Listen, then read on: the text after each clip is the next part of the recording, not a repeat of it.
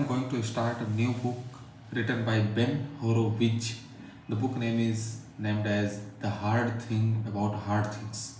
This book takes you through a real journey of building and leading a company, from personal struggles and tough CEO decisions to managing people, scaling culture, handling crisis, and understanding that in entrepreneurship there is no fixed rules. So, as we come through all the chapters here in the books, then we will get to know that what are the real recipe of doing things in the right way, in the which in the broader aspect seems like it's a huge success. So let's get started. Introduction of the hard thing about hard things. This is the real world, okay? This is the real world, my friend. This is real world, homie. School finished. They done store your dreams. You don't know who did this. This is the sentence written by Candy West. I am reading it again. This is the real world, homie. School finished. They done stole your dreams. You don't know who did it. Every time I read a management or self-help book, I find myself saying that's fine.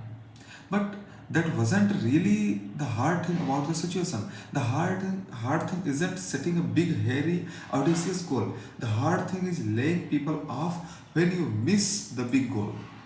The hard thing isn't hiring great people. The hard thing is when those great people develop a sense of entitlement and start demanding unreasonable things. This is the hard thing.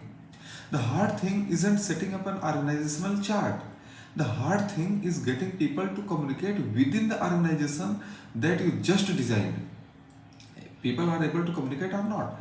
The hard thing isn't dreaming big. The hard thing is waking up in the middle of the night in a cold sweat when the dream turns into a nightmare. Whether you are able to awake. The problem with these books that they attempt to provide a recipe for challenges that have no recipes. Means there are lots of challenges doesn't require any sorts of effort to solve it. But these self-help books are actually those books, they are actually providing recipe for those challenges which are not actually a challenge also. Means they are providing a solution for how to talk with anyone. They are providing to solution for how to communicate with, how to dress up, how to means this sort of. They are just a one-time learning, one-time expenditure of time. Then you can learn everything out of it. But there are lots of genre of the books are there to help you, and those are the category of the self-help. There are no recipe. uh, the problem with these books is that they attempt to provide a recipe for challenges that have no recipes. There is no recipe for really complicated dynamic situation. If the complicated and dynamic situation arrives in front of you, there is no recipe to solve it. You must have to dig into that uh, circumstances, and you must come out of the solution. And this is actually defined. This is solution process will uh, go through because of your temperament, your mindset, your decisions, everything, your experience. There is no recipe for building high-tech company. Definitely there could be no recipe. There is no recipe leading a group of people out of trouble. There is no recipe for making a series of hit songs. There is no recipe of playing NFL quarterback. There is no recipe for running for president. And there is no recipe for motivating teams when your business has turned to crap. That's hard thing about hard things.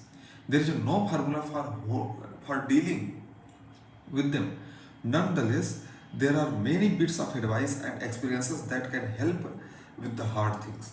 I do not attempt to present a formula in this book. Instead, I present my story and difficulties that I have faced as an entrepreneur and a CEO and now a venture capitalist.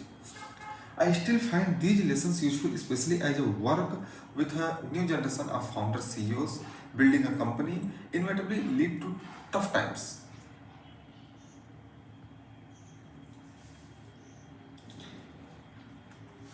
I've been there. I've been there.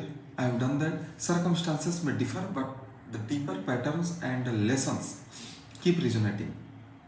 For the past several years, I have encapsulated these lessons in a series of blog posts that have been read by millions and millions of people. Many of those have reached out me wanting to know the backstory of the lesson. This book tells the backstory for the first time and includes the related lessons from the blog. So this is going to be very useful for every one of you. I have also been inspired by many friends, advisors, and family members who have helped me throughout my career, and also by hip hop rap music. Because hip hop artists aspire to be both great and successful.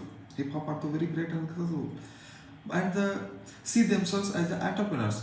Many of them competing, making money, being misunderstood, providing insight into the hard things. I share my experiences in the hope of providing clues and inspiration for others who find themselves in the struggle to build something out of the nothing. So, starting with the chapter 1, from the communist to venture capitalist. So, this is the beginning of the chapter 1 of the book, the hard things about the hard thing about hard things. Okay, the chapter 1 is the from communist to venture capitalist. This here is all about my wife, my kid, the life that I lived through the night. I was his. It was right, but I did my ups and downs, my slips, my falls, my trials, and my turbulences, my hurt, my balls, DMX. Who we be? The other day, I threw a big barbecue at my house and invited 100 of my closest friend. These type of gatherings and unusual. My brother-in-law Karthu and I have been barbecuing for years, and my skills have earned me a nickname from my African American friends, the Jackie Robinson of barbecue. I crossed the color line at the particular barbecue. The conversation turned to the great deeperness. My friend Tristan Walker, a young African American entrepreneur, commented proudly that Ness was from his home project, Queensbridge, New York, one of the largest public housing projects in the United States. My 73 years old Jewish father, 73-year old Jewish father interjected, I am in Queensbridge, convinced that there was no way that my old white father had been to Queensbridge. Tristan said, "You must mean Queens." Queensbridge is actually a housing project in an extremely rough neighborhood. My father insisted, no, it was Queensbridge. I pointed out to Tristan that my father grew up in a Queens, so he couldn't be possibly confused. Then I asked Dad, what were you doing in Queensbridge? He replied, I was passing out communist literature when I was 11-year-old. I remember it well because my mother got very upset that the Communist Party sent me into the projects. She thought it was too dangerous for a little kid. My grandparents were actually card-carrying communists. As an active member in the Communist Party, my grandfather, Phil Horowitz, lost his job as a school teacher during MacArthur era. My father was a red diaper baby and grew up indoctrinated in a philosophy of the left. In 1968, he moved our family west to Berkeley, California, and became editor of the famed New Left magazine Ramparts. As a result, I grew up in the city, affectionately knowing by its inhabitants the People's Republic of Berkeley. As a young child, I was incredibly shy and terrified of the adults. When my mother dropped me off at the nursery school for the first time, I began to cry. The teacher told my mother to just leave, while reassuring her that crying was common among the nursery school children. But when Elisa Horowitz returned 3 hours later, she found me soaking wet and still crying. The teacher explained that I hadn't stopped. I hadn't stopped, and now my clothes were drenched as a result. I got kicked out of my nursery school that day. If my mother hadn't been the most patient person in the world, I might never have gone to school. When everybody around her recommended psychiatric treatment, she was patient, willing to wait until I got comfortable with the world. No matter how long it took, when I was 5 years old, we moved from the one bedroom house on Glen Avenue, which had become far too small for a six-person family, very small for a six-person family, to a larger one on the Bontia Avenue. Bontia was a middle class Berkeley, which means something a bit different from what one finds in the most middle class neighborhoods. The block was a collection of hippies, crazy peoples, lower class people working hard to move up, and upper class people taking enough drugs to move down. One day, one of my older brother Jonathan's friends, Roger, not his real name, was over at our house. Roger pointed to an African American down the kid down the block who was riding an red wagon. Roger dared me, go down the street, tell that kid to give you his wagon, and if he says anything, spit on his face and call him nigger. A few things require clarification here. First, we were in the Berkeley, so that was not common language. In fact, I had never heard the word nigger before, and I didn't know what it meant, though I guessed it wasn't a compliment. Second, Roger wasn't racist and wasn't racist in the bad home. His father was a Berkeley professor, and both his parents were some of the nicest people in the world. But we later found out what Roger suffered from the schizophrenia, and his dark side wanted to see a fight. Roger command put me in a difficult situation. I was terrified of Roger. I thought that he would surely give me a severe beating if I didn't follow his instructions. On the other hand, I was terrified of the asking for a wagon. Help. I was terrified of the everything. I was much too scared of Roger to say where I was. I was so I was so I began walking down the block towards the other kid. The distance was probably 30 yards, but it felt like 30 miles. When I finally got there, I could barely move. I did not know what to say, so I just opened my mouth and started talking. Can I ride your wagon? Is what came out. Joel Clark Jr. said. Sure, when I turned to see what Roger would do, he was gone. Apparently, his light side had taken over and he would move on to the something else. Joel and I went to a play all day, all day that day. And we've been best friends ever since. 18 years later, he would be the best man at my wedding. Until now, I have never told that story to anyone, but I saved my life. I thought me that being scared didn't mean I was gutless. What did what did matter? What I did matter and would determine whether I would be hero or a coward. I have often thought back on that day, realizing that I had done that Roger. If I had done what Roger had told me to do, I would have never met the best friend. That experience also taught me not to judge things by their surface. Until you make effort to get know someone or something, you don't know anything. There are no shortcuts to knowledge, especially knowledge gained from the personal experience. Following conversational wisdom and relying on the shortcuts can be worse than knowing nothing at all. Turn your sitting over the years.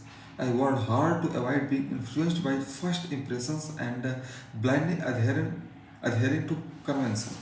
Don't blindly adhere to convention and don't rely on the first impression. Growing up in the Berkeley, growing up in the Berkeley as an excellent student in the town that frowned upon the football as being too militaristic, I wasn't expected to join Berkeley High School football team, but that's what I did. This was big step for me. I had not played in any of the PV football leagues, so it was the first exposure to the sport.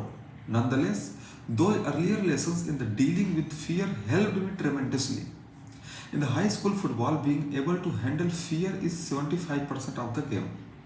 I will never forget the first team meeting with the head coach Chico Mendoza. Coach Mendoza. Coach Mendoza was a tough old guy who had played college football at the Texas Christian University, home of the mighty Horned Frogs. Coach Mendoza began his opening speech. Some of you guys will come out here and just won't be serious. You will get here to start shooting the sit, taking sit, bullshitting, not doing sit, and just want to look good in your football seat. If you do that, then you know what. Turn your seat in. He went on a elaborate. He want. He went on to elaborate on what was unacceptable. Come later to practice.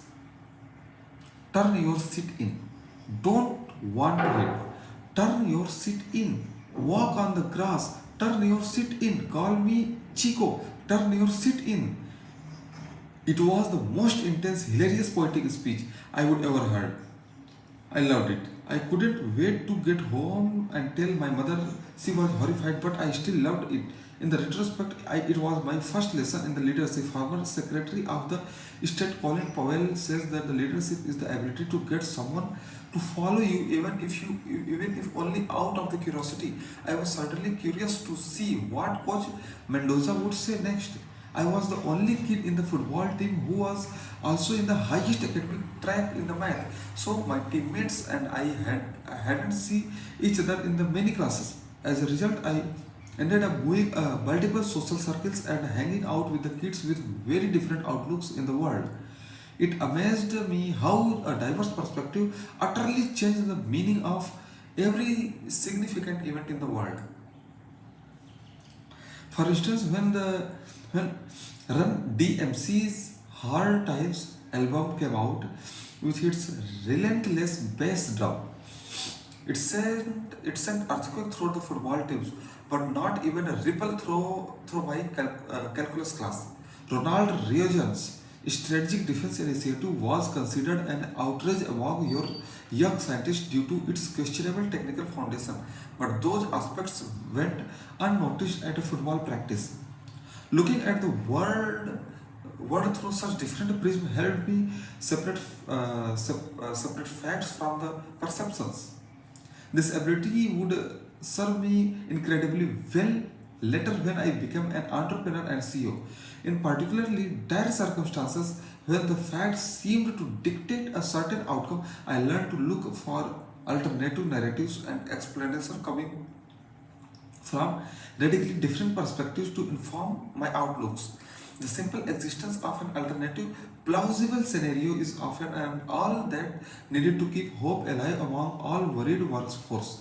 Blinded in the summer of 1996, I had finished my sophomore year at the College of Columbia University, and I was staying with my father, who was now living in Los Angeles. I had been set up on a blind date by my friend and a high school football teammate, Claude Saw. Claude and I get ready for the double date with his girlfriend, Jackie Williams, and my date, Felicia Welly. By preparing an elaborate dinner, we meticulously planned and cooked all day and had the entire meal, including four perfectly presented T-bone steaks, ready at the 7 p.m. that time. But there were no dates.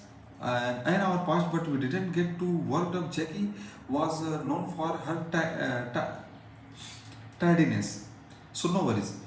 Then 2 hours passed, and Cloudy called for a status check. I listened in shock as I looked over a new cold government meal that would prepared. My my date Felicia had decided that she was too tired to show up for the date. Wow, how obnoxious! I told Cloudy to hand me the phone. I introduced myself. Hi, this is Ben, your blind date, Felicia.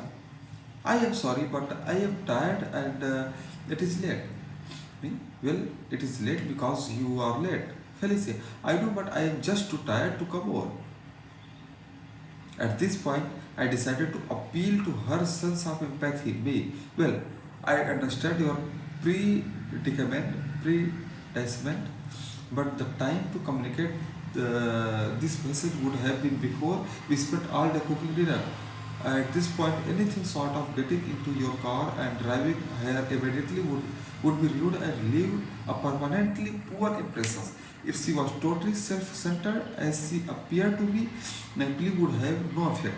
And if I would be better off missing the day, on the other hand, if she didn't want to go out like that, then there might be something there. Felicia, okay, I will come over. 90 minutes later, she arrived wearing white shorts and looking as pretty as can be, in all my focus and anticipation about the date.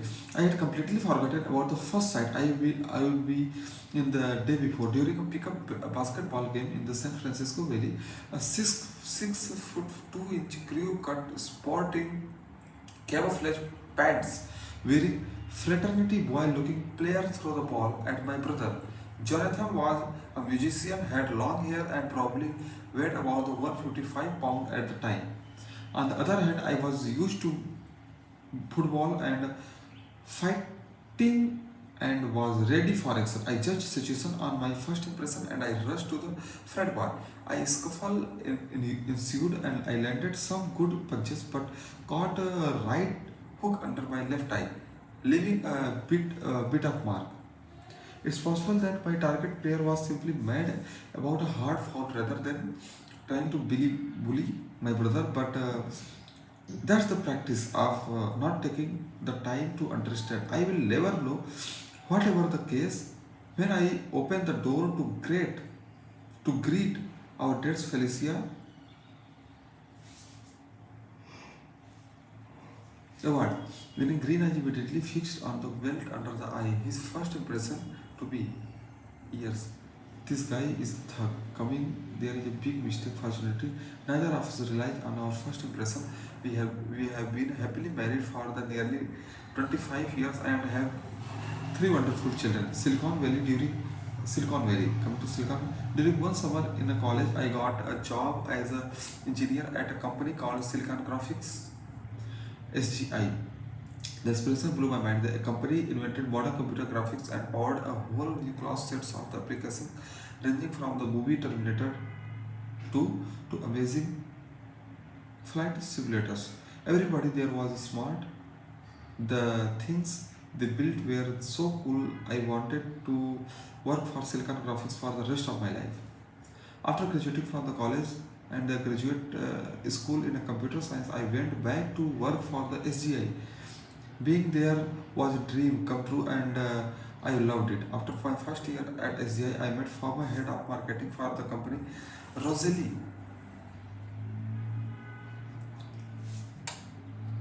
Rosalie Bonero, who had a new startup.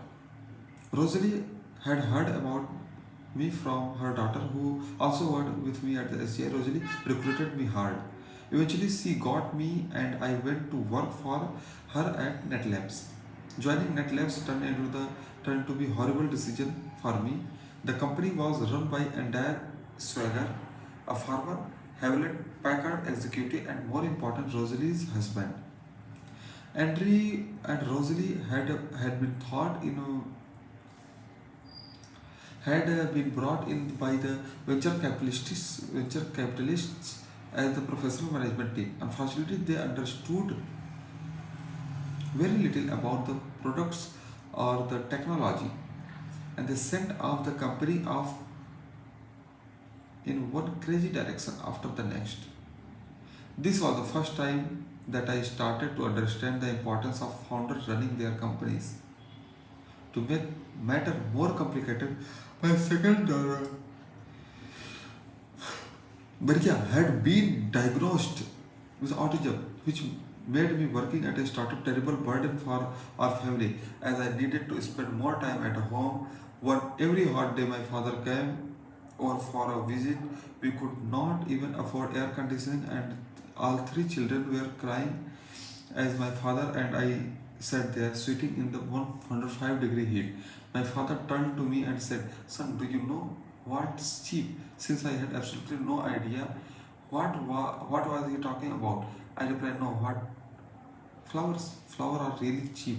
But do you know what's expensive? He asked again. I replied, no, what? He said, divorce. Something about. Wow, very nice.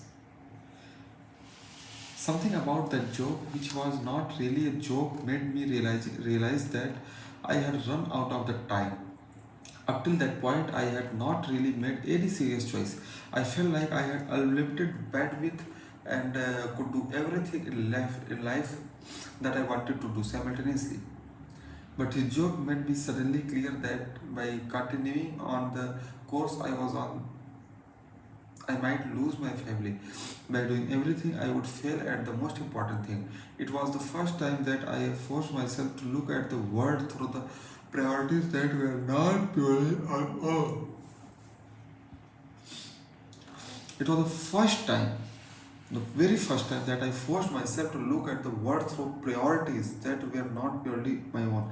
I thought that I could pursue my career, all my interest, and pull my family. More important, I always thought about myself first. When you are part of a family, part of a group, that kind of thinking can get you into trouble, and I was in deep trouble. In my mind, I was confident that I was a good person and not selfish, but my exes said otherwise.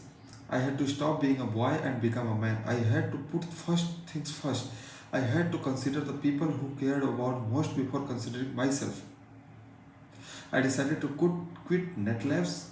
The next day, I found a job at the Lotus Development, and that would allow me to get my home life straightened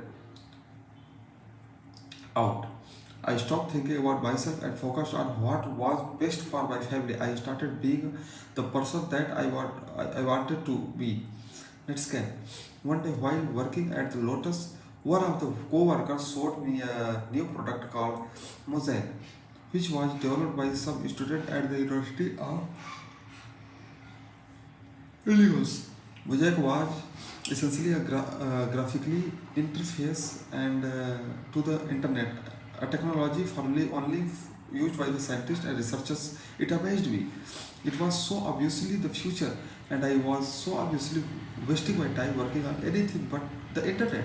Several months later, I read about the company called Netscape, which had been co-founded by the former Silicon Graphics co-founder James Clark and the Mosaic inventor Mars and research.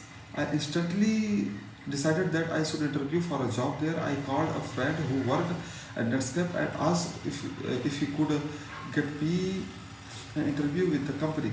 He obliged and I was on my way. During the first interview, I met everyone on the product management team. I thought the meeting went well. But when I arrived home that evening, Felisa was in tears. The Netscape recruiter had called me to give me some tips, and Felicia had answered.